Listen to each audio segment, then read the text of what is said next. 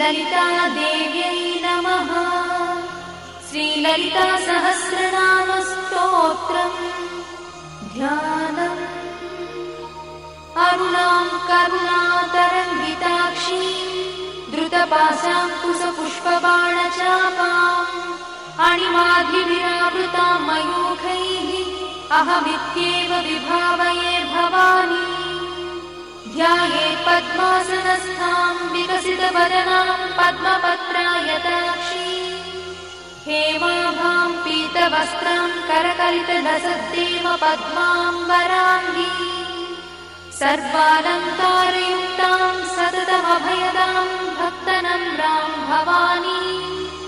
श्रीविद्यां शान्तमूर्तिं सकलसुरन्तां सर्वसम्पत्प्रदात्री